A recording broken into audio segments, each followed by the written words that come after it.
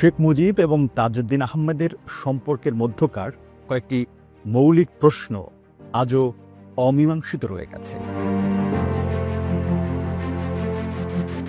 প্রশ্ন ১, শেখ মুজিব কি তাজউদ্দিনকে সন্দেহ করতেন অথবা তাকে সম্ভাব্য রাজনৈতিক প্রতিদ্বন্দ্বী হিসেবে দেখতেন?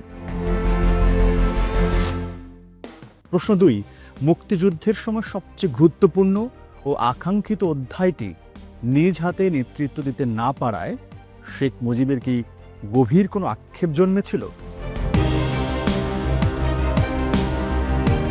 প্রশ্ন ৩, তাজউদ্দিনের অর্জন, বিশেষ করে মুক্তিযুদ্ধ পরিচালনায় সামগ্রিক সাফল্য তাকে কি ঈর্ষান্বিত করেছিল?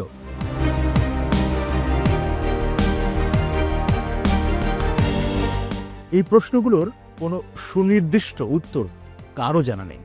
কেবল ঘটনা প্রবাহ ও পরম্পরা বিশ্লেষণ করেই কিছুটা ধারণা করা যায়।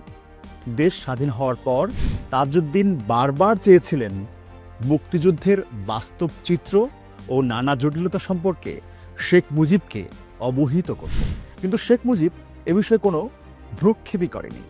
সেই অদৃশ্য দূরত্ব ঠিক কোন পথে তাদের সম্পর্ককে ঠেলে দিচ্ছিল তা হয়তো তখনই কেউই বুঝতে পারেনি।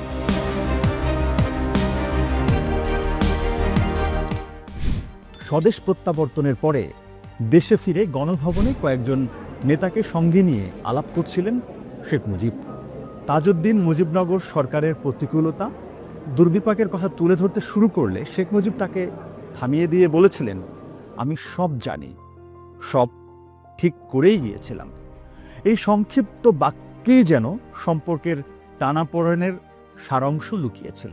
আর ইতিহাসের প্রবাহ সেই টানাপোড়েনের জন্যই ভিন্ন পথে প্রবাহিত হয়েছিল।